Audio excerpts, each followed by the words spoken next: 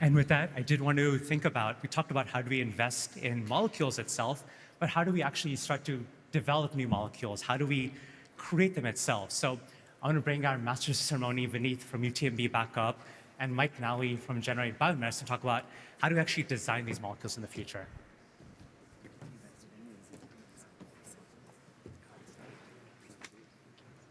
Thanks, Mike. Thanks so much. Yeah. Thanks so much. Yeah.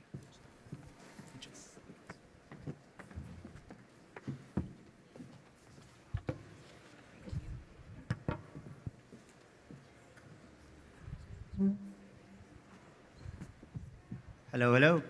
Good afternoon. What an amazing panel. Can we have another round of applause for those guys? A powerhouse. I mean, the insights they provided for some of the new investments, amazing. So now, it's my pleasure to talk about something completely different. I want to start with something we usually don't think about. Where do our medicines actually come from? You know, I mean, if you think about penicillin, it's a mold that sort of drifted into a dish and somebody found it, right? If we think about aspirin, bark of willow tree, somebody found it. In fact, majority, almost all of our drugs that are on the market now or before, almost everything we discovered by accident. It's something that kind of is like a book that existed in a library, and if we needed to find the book, we just walked to the library, picked the book up, and found it. Well, my next guest here believes that that era is ending, that we are moving for the first time from searching for medicines to actually creating or writing them. And we are so privileged to have you here, Mike. Mike Nally spent nearly 2 decades at Merck, Chief Marketing Officer of its human health business, President of its Global Vaccines Division, and in 2021, he joined Flagship Pioneering and took helm of Generate Biomedicines, a company that uses generative AI to design proteins that have never existed before. And this February, that company became a public company on NASDAQ. And here, what I keep coming back to Mike about, he spent a career, his whole career, earlier career, as one of the great traditional developers of medicine. And now he's betting the future belongs to the writers, the discoverers, the AI. I mean, the safe move was to stay at a large traditional pharma. So the question, first, let me just have you introduce yourself, Mike, and then I have questions for you. Brilliant. Well, Vineet, thanks so much for having me. It's a real privilege to be here and share a little bit about why we think this is actually a transformational moment for the future of medicine. And as Vineet noted, I was privileged to spend 20 years at one of the great pharmaceutical companies. Merck was an extraordinary place because it was a place where great science was cherished. And my mentor, Ken Frazier, his mentor, Roy Vagelos, created conditions where the best minds from around the world could convene to tackle some of the greatest unmet medical needs. And throughout my career, I was privileged to work on things like, can we eliminate cervical cancer with Gardasil? Could we stop the transmission dynamics of HIV through a whole series of different HIV medicines? Could we revolutionize cancer care with Keytruda in the immuno-oncology space? And so I've been privileged to work on some of these things, but I think the best days of medicine are ahead of us, as Vineet noted, because I do think we're going to go from this artisanal craft to a much more engineering endeavor. Fantastic. Again, Mike, thank you for coming here.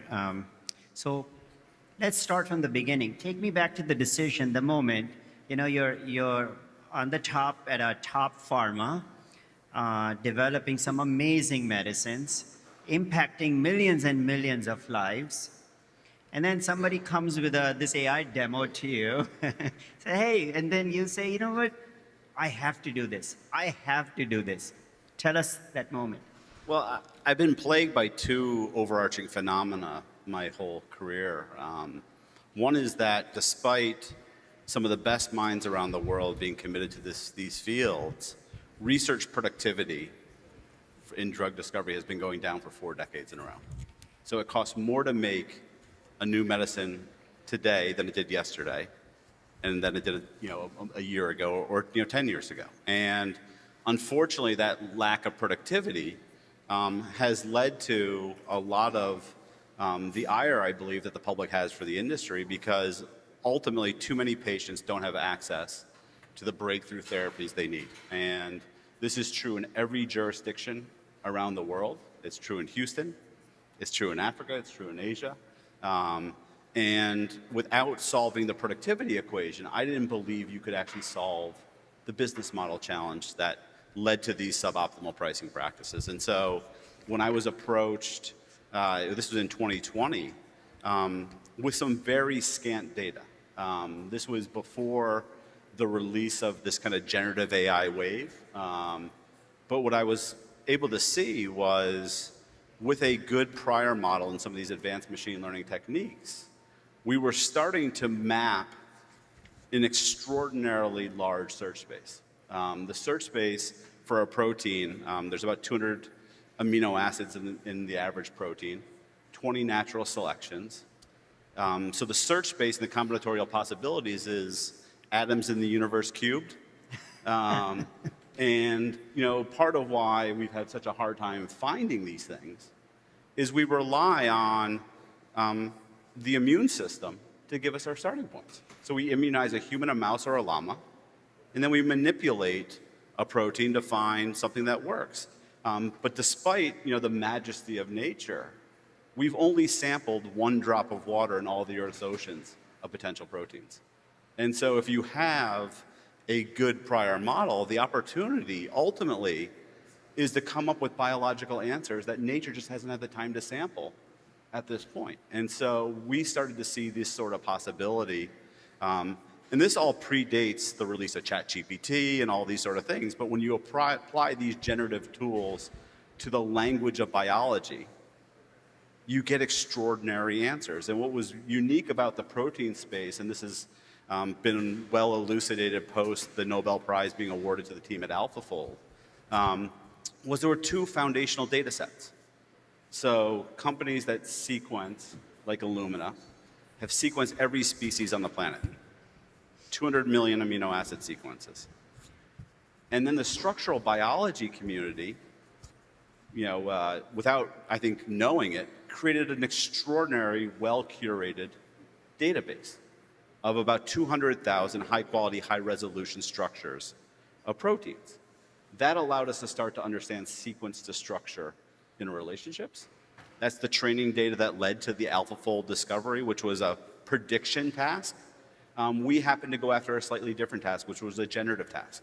So rather than predicting existing folding patterns, could we create matter that has never existed on the planet to tackle some of the greatest illnesses in the world? And so it was one of these things where I thought this was science fiction when I first saw the data. I truly couldn't believe some of these early results. But what became very clearly true to me very quickly was, if this does hold true, it will change the way every medicine is made in the future. And I believe we're just on the precipice of what will be a life science revolution, where we start to have molecular control for the first time. So any biological insight, we can actually create the compound in very quick succession to drug with precision that site. And this is what excites me so much about where we are today, but also where we're going over the next 5-10 years. It's amazing, amazing. Okay, so before I go more deeper in biology, I still want to have another basic question. You describe generative process of making proteins or designing proteins. So let's sort of simplify that a little bit more. So here is what I'm picturing, and tell me, where I might be wrong. So for all of our history, making a drug was kind of like taking a key in our keychain and putting it in a lock and seeing which key unlocks a lock. Right. Now you're saying, I see the lock, I'll give you the exact key that fits in there. Why was it not possible before? And what made it possible now? Well, I think, listen, some of the, biggest medical innovations have come out of that kind of random exploration process that you talked about. I think what is fundamentally changed is there's a convergence factor of three different things. One is compute, right? Again, when you're dealing with a search space as large as we're talking about, you need a radically different level of compute. And obviously, we've seen over the last couple of decades, computing power just explode on this planet. The second is the machine learning architecture.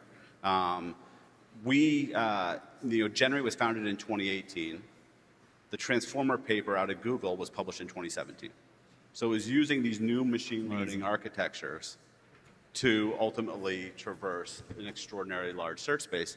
The third thing was the data.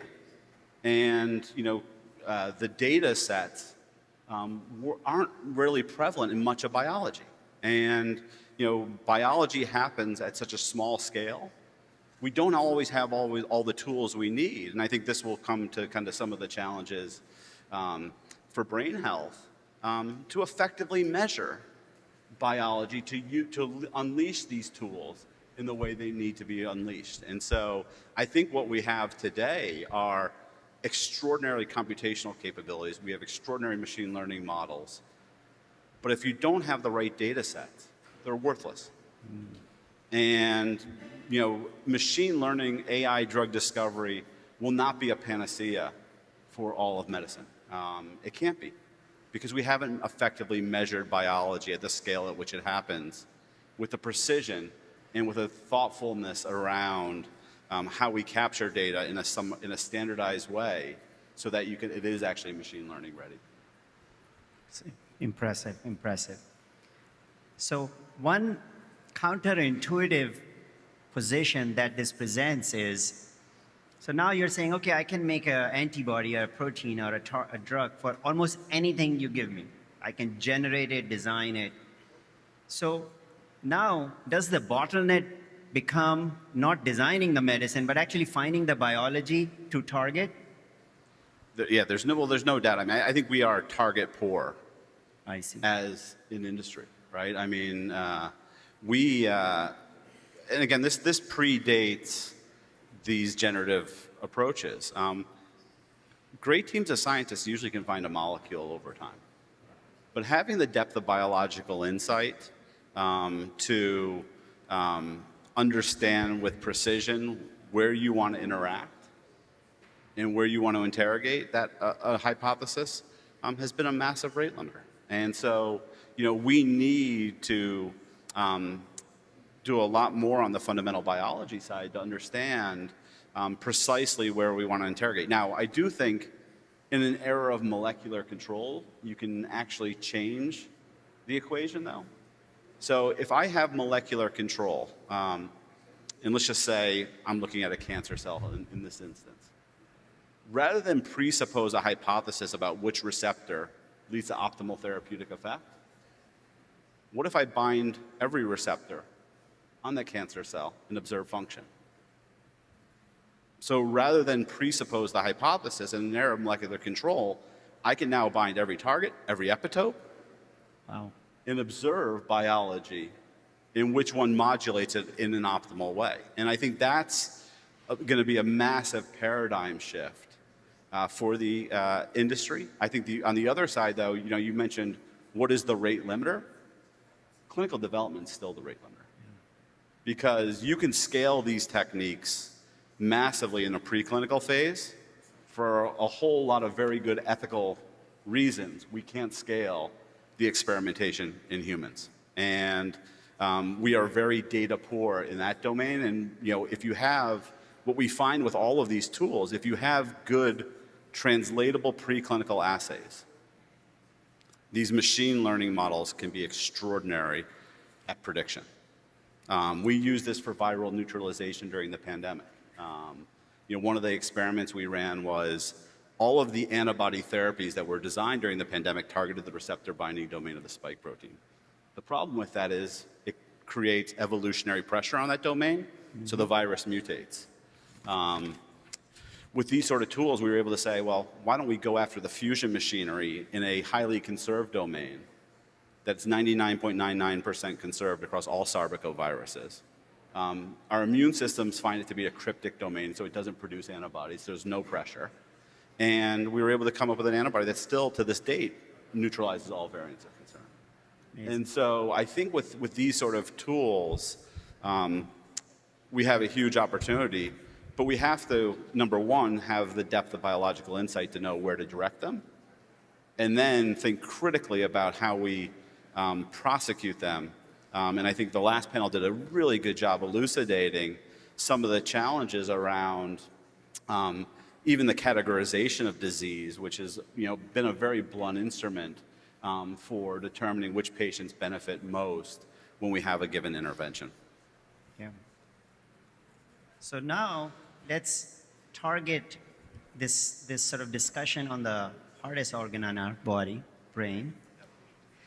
So just again to set the stage here for a lot of folks, the brain in our body is such a privileged organ that it also has built this moat around the organ called the blood-brain barrier that does not allow penetration of many drugs into the brain.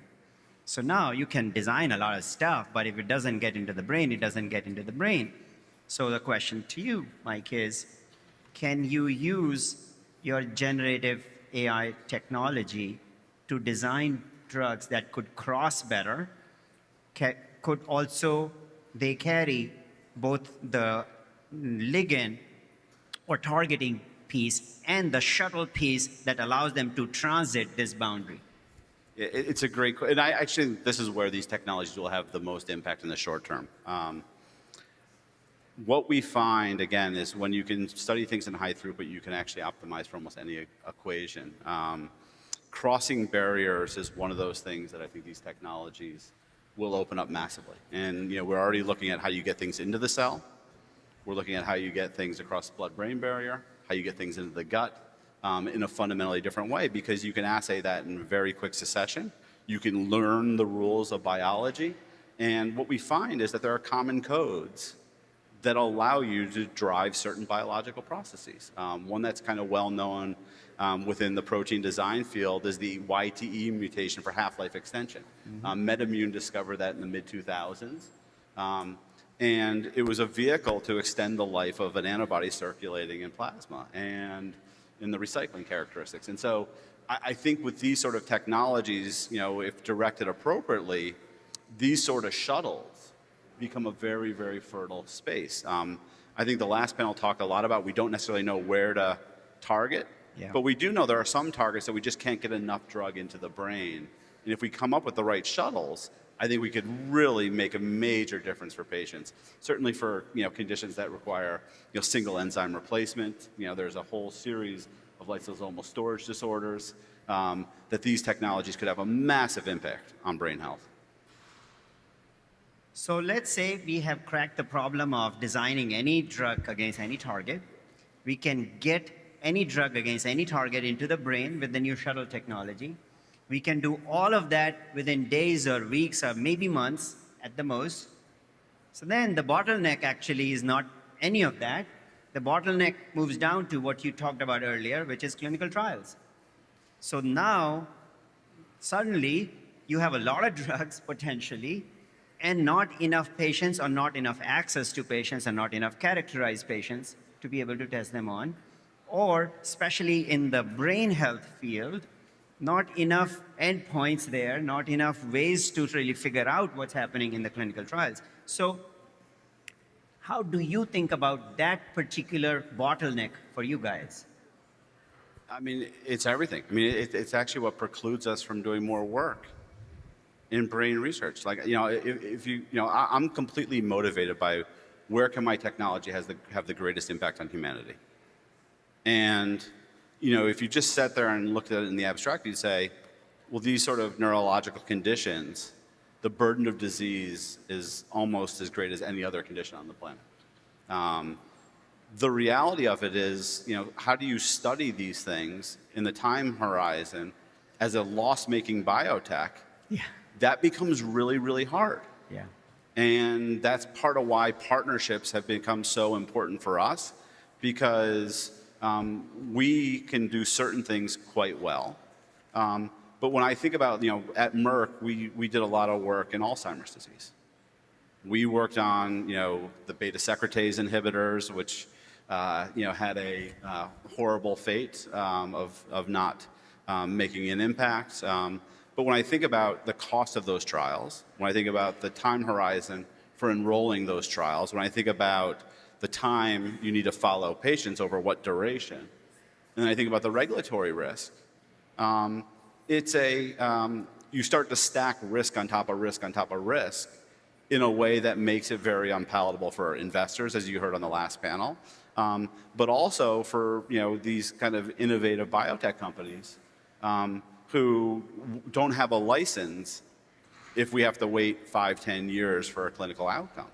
And so for us, the key question that we always are asking ourselves is, how do we work with people who have a shared mission of impact, who can bring capabilities together? We've done this with the team at MD Anderson because they have things that we don't have on around cancer data. And so to us, finding the right partnerships, and we work with Amgen and Novartis in these sort of fields, has been really, really helpful because, again, we don't have the depth of biology understanding that some of the large companies have. We don't have the depth of biology understanding that medical centers like this have. And so how we pair capabilities becomes super, super important to make sure that we're projecting the most advanced technologies on the greatest areas of unmet medical need. Yeah, that's actually, perfectly set up, because I'm going to actually flip that question a little bit. This is perfect for us in terms of, what we should be talking about here. So again, just for some of the people in the room who are not Houstonians, there is a thing that most people don't know. Not only does Houston have the largest, medical academic medical center complex in the world, and you already know this because you guys are partnered with MD Anderson down the road. So Houston has the largest medical complex. In addition, we have one of the largest and the most diverse patient population out there. So you are developing amazing medicines. You have some of the most carefully studied and targeted treatments for different targets, including brain targets. And Houston has the medical complex and the patient population. So flipping what you just said earlier, what do people in the room or executives of different hospitals in the room or academic centers, what do they have to do to meet you in the middle to be able to start some of those trials or do more efficiently? Yeah. Well, again, I think it all comes down to, convening sessions like this actually mix these communities in really powerful ways. And I think that's one of the things that, you really quickly realize, biology is one of the most humbling endeavors on the planet. While we've been staring at it for all of our existence, we probably only understand about 5 to 10% of it. And so, finding people who spend their time and have the depth of understanding in different domains is absolutely essential to tackling some of these, huge areas of unmet medical need. I spend a lot of my time in Cambridge, Massachusetts, in a small biotech company, staring at problems from my perspective. There are, people, down here who see it, from a fundamentally different perspective. And I think the opportunity to have these sort of conversations helps make connections that allow us to bring the best of both worlds together. Because I can tell you, in isolation, even if we have the most powerful technology on the planet, we're going to need to collaborate with extraordinary companies across a number of other dimensions in this equation. No one company, no one organization, no one technology can solve the complexity of these sort of diseases that we're talking about here. And so, to me, a big part of this is how do we start having those sort of conversations where we can bring the best of these different worlds together. Before I go to my two philosophical questions, I want to come back to one of the things you guys made a splash with, the Nature cover, the Chroma platform, where you guys designed a protein for every letter in the alphabet. That was like remarkable. So explain to us and our audience, what that process was. I mean, that was such a cool experiment. And what did that teach you for designing drugs? Well, I think what we're really trying to say, and this just goes back to kind of the core of how drugs, and you touched on it very eloquently. We've largely borrowed from nature or used artisanal craft to make medicines. And there's nothing wrong with that. The problem is it doesn't scale. And we would have all loved for Leonardo da Vinci's impact, and we would have loved to have 25 of him. There's been one for all of our existence. What these technologies are giving us are control, engineerability, programmability, and scale. And so for us, the experiment as we started to have these new generative models around creating the alphabet was to show that we can actually create valid protein constructs that fold into anything we want. Yeah. And the alphabet just happened to be a nice thing that most people around the planet would recognize. And the ability to basically show molecular control at that level was a demonstration that these tools are giving us things that you never would be able to find the letter A Yeah. in an antibody Yeah. in your human body or in an animal. And so for us, it was more of a maybe a gimmicky way of displaying control, but I think what's hidden behind it is I think the power of what these technologies often what they really represent. What this all represents, and I think this is, if you think about the arc of history, and you think about when industrial revolutions occur. Yeah. Industrial revolutions always occur when complex fields become engineerable. And this goes back to Ohm's law for electricity, Bernoulli's principle of flight. You can think about the semiconductor revolution.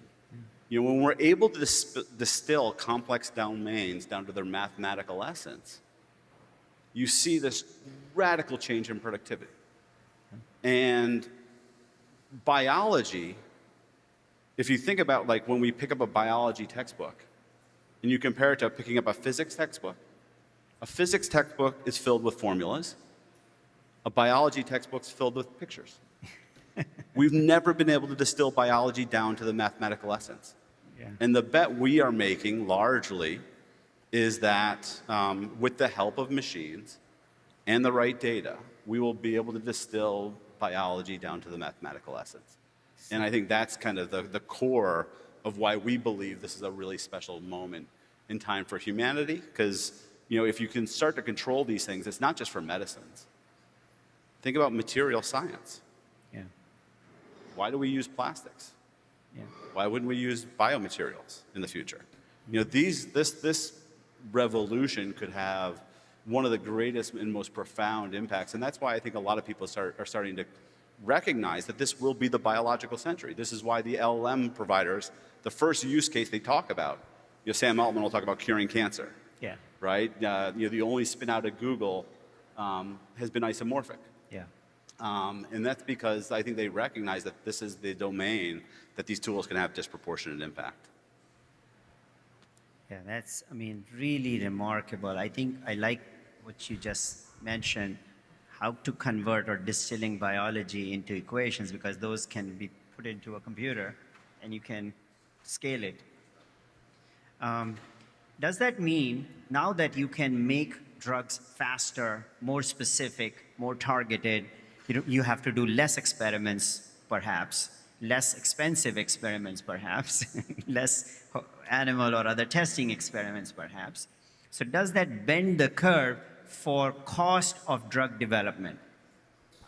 I don't think it, in the first instance, changes the curve. I think there's no doubt you get a speed advantage. There's no doubt you get a cost advantage. I think these models actually make you run more experiments in the short term. I think part of the benefit is you're able to get to that best logical answer through data.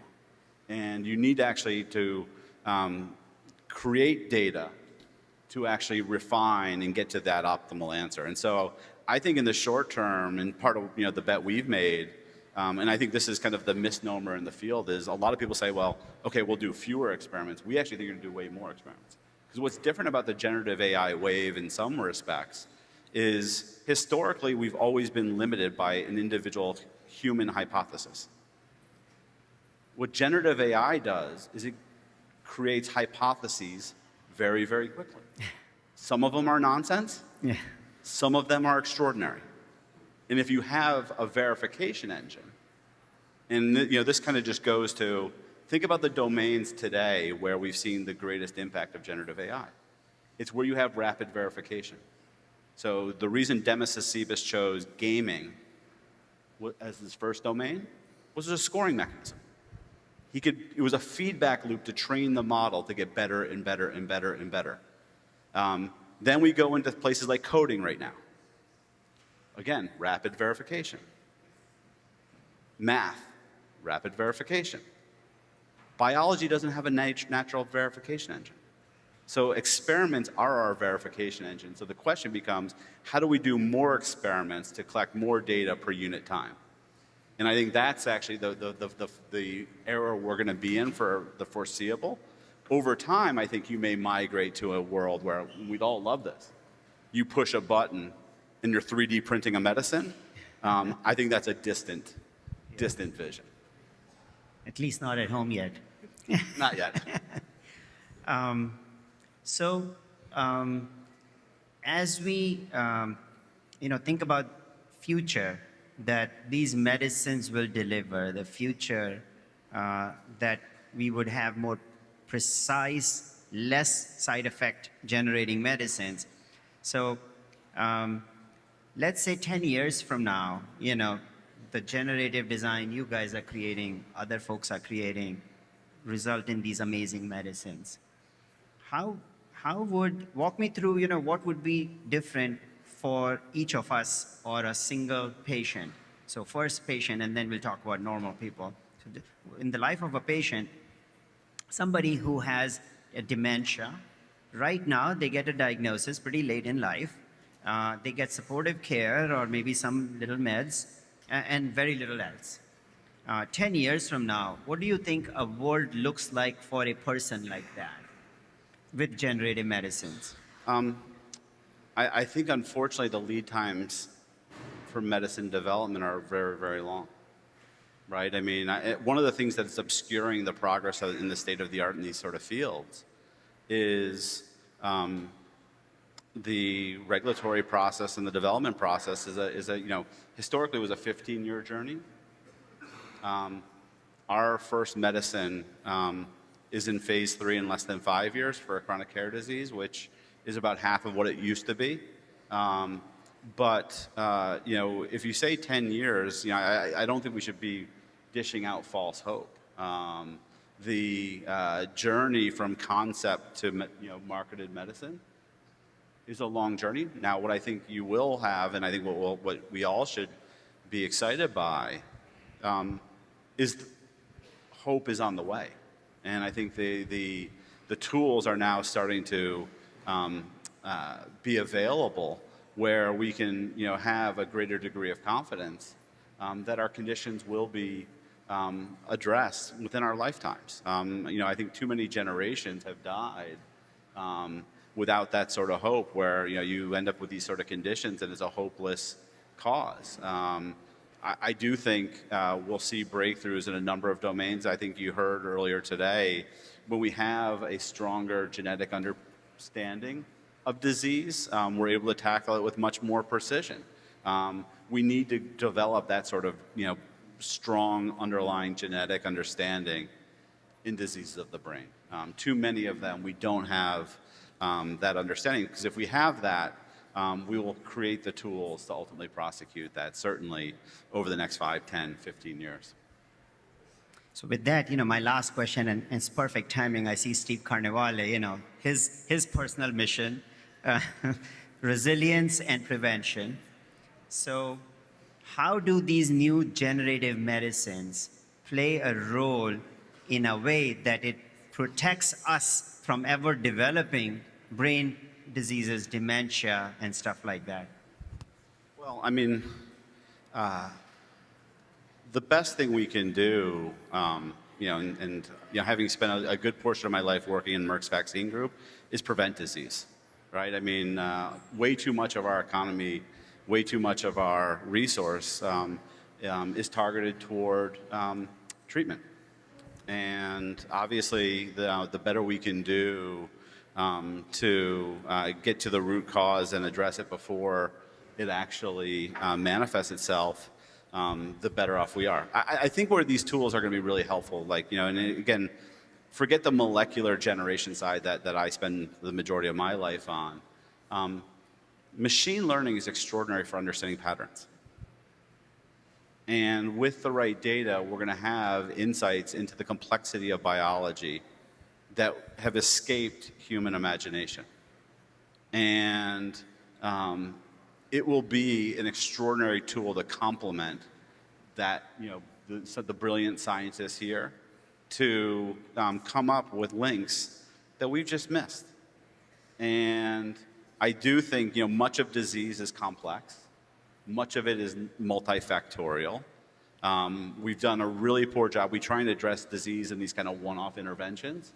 I do think these tools will be exceptional for dealing with multifactorial causes of disease and creating multifactorial interventions. Because again, when you have control, you can start to intervene in multiple pathways in a simultaneous way. And so, to me, I do think as a society, much more of our effort has to go into resilience, much more of our effort has to go into the preventative agenda, understanding the root causes and then figuring out what sort of interventions are the best. I do think a lot of mental health and brain diseases are actually driven by inflammation, driven by viral causes.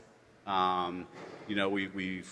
know, it was mentioned on the previous panel, the shingles vaccine and Alzheimer's disease. These sort of links, I don't think are just pure happenstance by any means, but I don't think we have a really clear understanding of where the right intervention point is to address them. And I'm hoping that, with the help of machines and the help of, a lot more data, whether it's through the wearable revolution, we start to have an understanding to how to, best intervene into that preventative agenda. I'm so not satisfied with that answer. Not to put you on the spot, but I was hoping you would say, Vineet, we have this new generative AI berberine gummies. You take these gummies daily, and you're going to be all set. I think I think there's a lot of hocus pocus with this machine learning stuff. Candidly, I think it's a technology we don't understand very well, and I think it's really dangerous to to give out false hope. To me, these tools are remarkable in so many ways, but they also have major limitations, and we shouldn't lose sight of that. I wish I could say to you, and it would make me nothing would make me happier than to give you that gummy. But the reality is biology, like I said it earlier, biology is extraordinarily humbling. I've failed way more times than I've succeeded pursuing interventions in biology. That's why the industry success rate is 5 to 10%. I think what these tools are going to do is not solve biology, certainly in the short term. I think what they're going to do is change that probability to 10, 20, 30%. And I think in that vein, it changes the productivity, it changes access, it changes our ability to treat some of the grievous illnesses that plague each of us, our families, our loved ones. And I think that's what gives me tremendous hope about the future. Great. With that, Mike, so thankful for you to take time and visit us here and talk to us about all this. Thanks for the opportunity.